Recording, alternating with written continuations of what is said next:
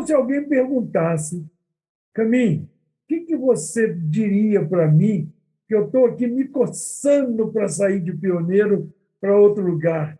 O que você sugere como esse nosso convidado especialíssimo de hoje sair como pioneiro?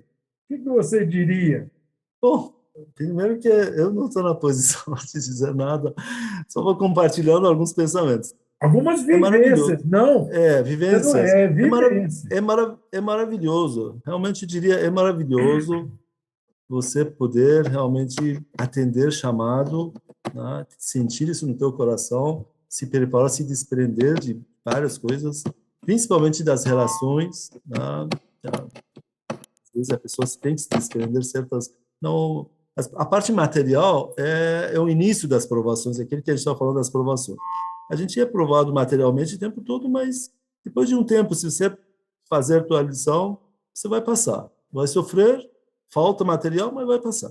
Agora, as relações com a família, com as pessoas, esse acho que é provações maiores que a gente tem que aprender também, ultrapassar e superar e passar para frente. Então, eu diria que é maravilhoso se você chegou a esse desejo de servir como pioneiro, né? Aceitar esse chamado, e que sempre, desde o início da causa, existe, e agora cada vez mais, e que o seu sentido e a forma mudam e se amplia o sentido, né? Hoje, por exemplo, eu entendo que pioneirismo, além de ser aquele pioneirismo que as pessoas vão para um lugar que não tem nenhum barrai ou poucos barrais, que ainda tem muitos lugares com isso, além disso, nós estamos entendendo que pioneirismo pode acontecer num lugar onde tem barrais, porém, o foco do trabalho da causa de ensino, de expansão, e exige que tenha barrais em certo lugar, chamado vizinhança, por exemplo, ou povoado, né?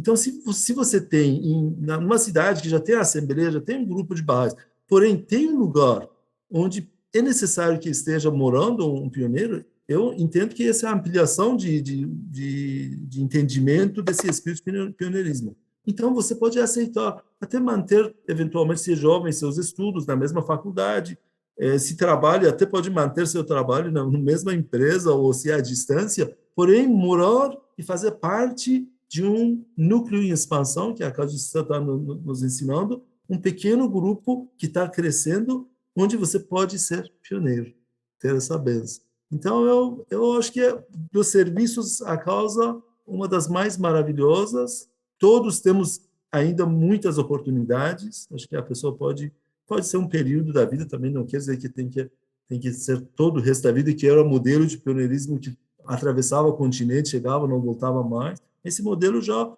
ainda existe, não que vai deixar de existir, um caso ou outro, mas esse modelo já é de uma outra era, de outra época, não era. Era uma outra E, necessidade, né? e agora é a gente penetrar mais no solo das vizinhanças e na raiz da comunidade. Antes, acho que era um movimento mais horizontal, vamos imaginar se esse termo, como dizer, agora é vertical, vai lá no raiz e faz parte daquele grupo que está recém aprendendo sobre os ensinamentos e praticando. Então, é uma experiência, é um espírito da pessoa, não, um espírito de pioneirismo, né? Eu vejo dessa forma que é Sim. uma experiência maravilhosa e para qualquer pessoa que deseja é possível, desde que se coloque para aprender as coisas que hoje são necessárias a gente saber, tá? Porque a causa cresceu, tá? A página foi virada, com o termo que caso você usa, tá? Nós estamos em outro capítulo, em outro momento. A gente, às vezes, que vivenciou, às vezes não percebe tão claramente, tem que observar um pouco mais, pegar a lupa e observar as coisas que mudaram, estão mudando, e exigências também existem, a gente tem que se preparar como pioneiro, aquilo que a gente falou também um pouco, de entender como que são os elementos desse marco conceitual de ação, palavra tão bonita que a gente tem, quais são os elementos, como é que funciona o crescimento da fé, tá? E aí, com isso, a pessoa vai ter muito que oferecer, a pessoa vai poder realmente fazer diferença, e eu vejo muito, Pado, todo o esforço da comunidade Bahá'í como transformação das pessoas e nós mesmos, né? Sempre ao mesmo tempo, paralelamente, junto, né?